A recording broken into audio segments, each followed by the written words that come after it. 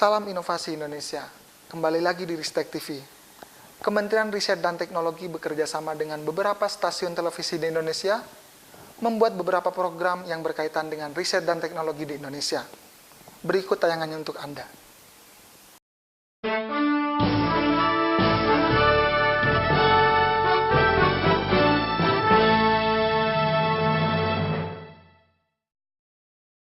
Saudara, makin menipisnya stok bahan bakar minyak atau BBM, industri otomotif berbasis listrik sudah seharusnya dikembangkan secara massal.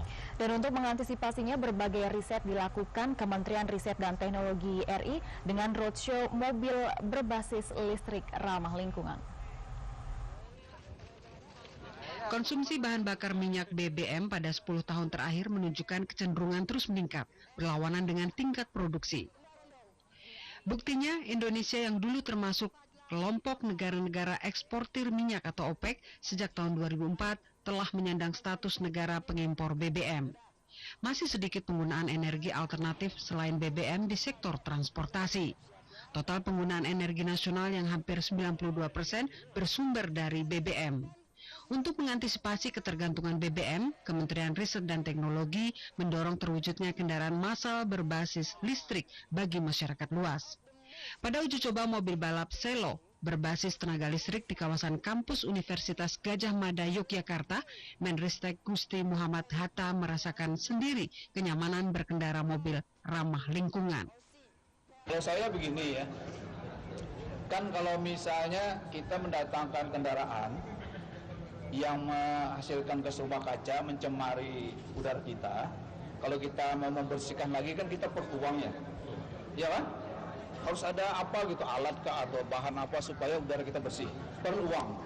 Sekarang kenapa enggak uang itu kita kasihkan duluan, disubsidi ke mobil listrik ini, sebab dia tidak mengeluarkan pencemaran. Tadi kayaknya normal aja ya proyektornya. Iya. Malah proyektor tadi gini nih proyektor tadi. Kita menyadari bahwa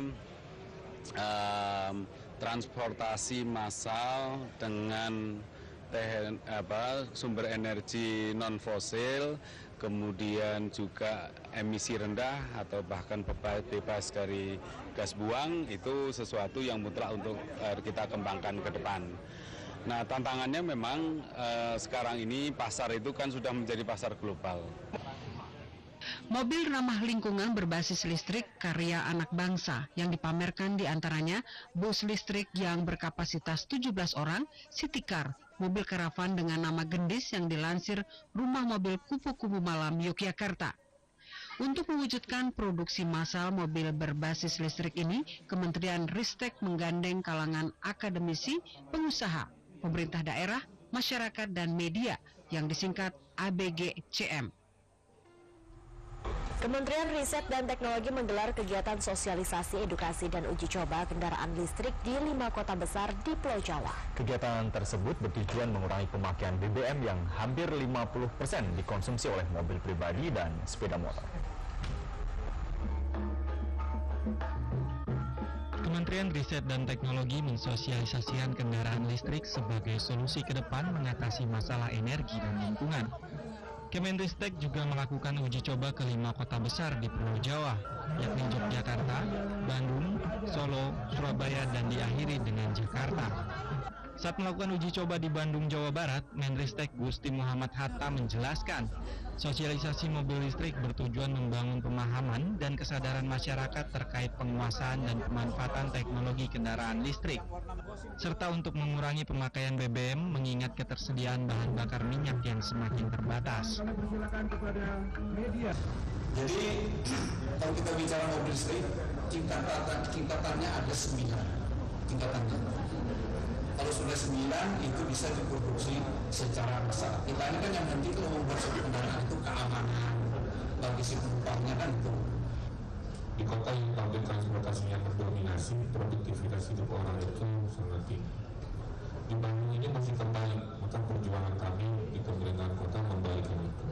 Sekarang masih 30% naik public transport, 70% motor mobil pribadi.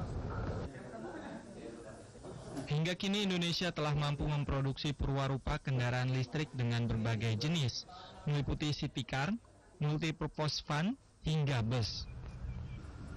Kemenristek menargetkan tahun 2017 Indonesia sudah dapat memproduksi sendiri kendaraan listrik dengan penguasaan 5 teknologi yakni baterai, propulsi dan transmisi, pengisian, platform, serta elektronik.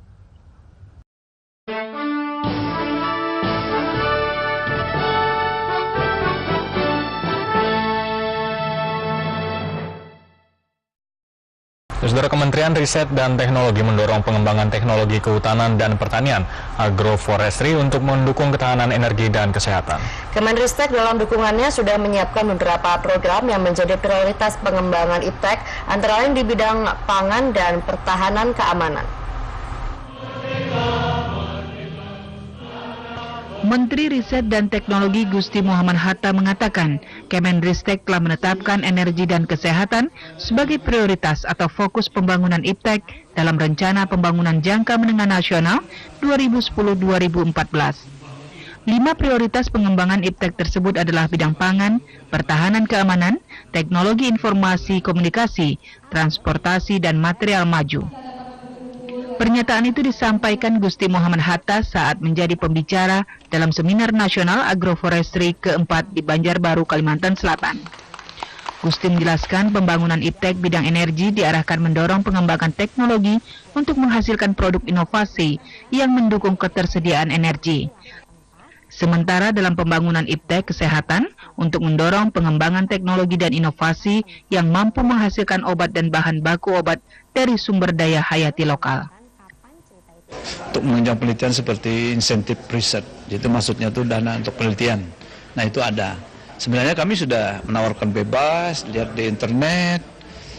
Cuma ya kebetulan aja baru 20 proposal itu dari 2007 sampai 2010.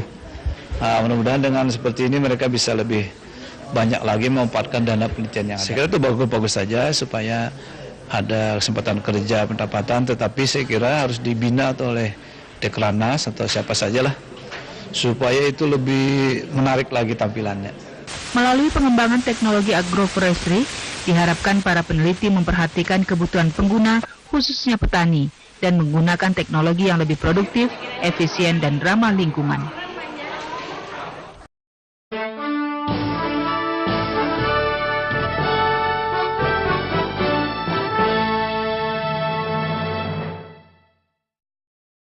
Pemirsa, demikian program riset dan teknologi yang pernah ditayangkan di beberapa stasiun televisi di Indonesia. Semoga bermanfaat dan salam inovasi Indonesia.